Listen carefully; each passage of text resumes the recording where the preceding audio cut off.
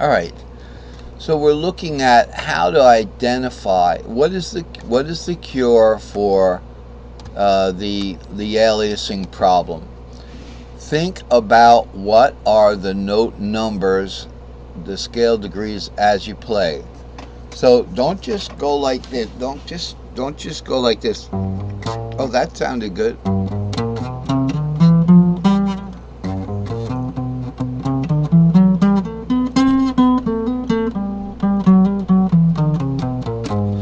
If you go too fast, you're going to not know what you're doing and end up going to a wrong note.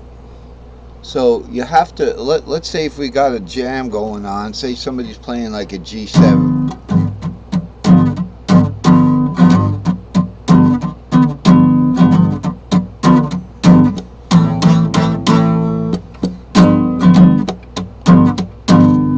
Okay, and this is a little A minor here. So we know we're in the key of C. The way I know I'm in the key of C is because the fifth of C is G, and the fifth always has the dominant tone, the mixolydian. So key of C, here's the G scale with all the white notes, that means it's in the key of C. So here's your 5 and 4. That gives it, so you know you're in the key of C. So if you're doing something like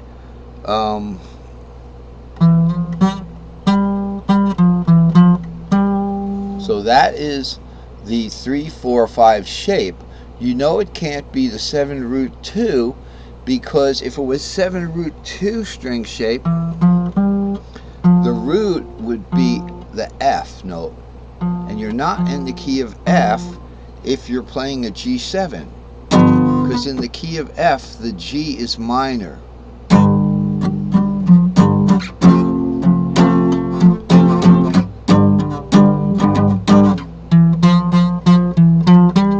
See, then it would be a 7√2. So that's how to solve the aliasing problem.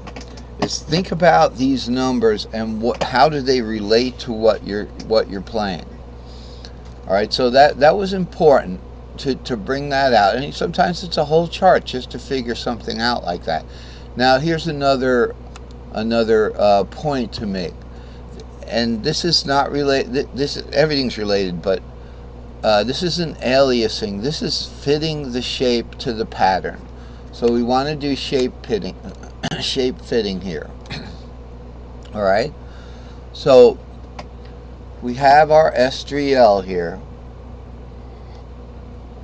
and we labeled the 3 strings in the stack of 3 long. That's what S3L is, stack of 3 long. We have an E shape on top without a doubt, and we have an A shape in the middle, and we have a D shape on the bottom. Here's our little S3L from many lessons ago.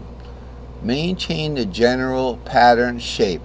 Now, except for the tuning warp, I'm not talking about the tuning warp right now, but we certainly do have to warp the pattern over as soon as we get to the tuning third.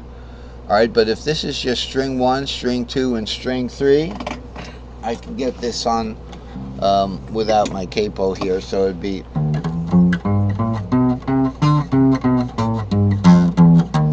there's no tuning warp on the bottom 3 strings, so we don't have to fit that over. But if we started a D perhaps up here,